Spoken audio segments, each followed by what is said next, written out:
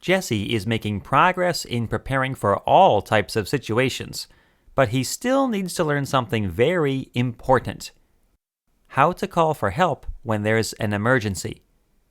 Jesse has heard of the phone number 911 before, but he's never called it, and he's a little unsure about how it works.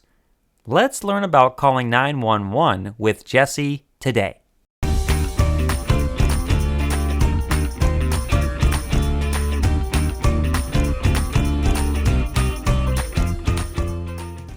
"911 is the number you should call when you are in an emergency situation.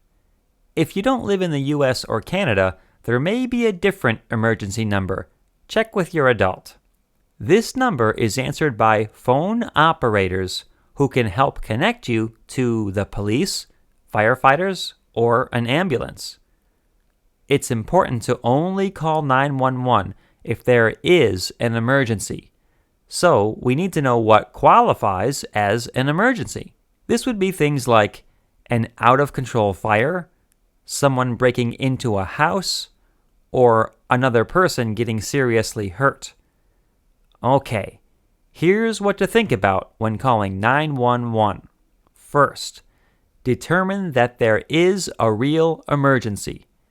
If you see something like fire where it's not supposed to be, a crime taking place, like stealing, or someone who is hurt, like a friend with a broken bone, you have an emergency. Next, find a phone and dial 911. If you have a phone that is attached to the wall with a cord, all you have to do is pick up the phone, listen for a dial tone, and then press the numbers 911. If you have access to a cell phone, you may have to touch the screen or press a button on the side of the phone to get it to turn on. After that, you can call emergency services by swiping up and pressing the emergency button. From there, you can dial 911 and wait for an operator. If you have a smart home device, you may be able to use voice commands to quickly dial 911. Just ask your adult to show you how. Then, answer the operator's questions.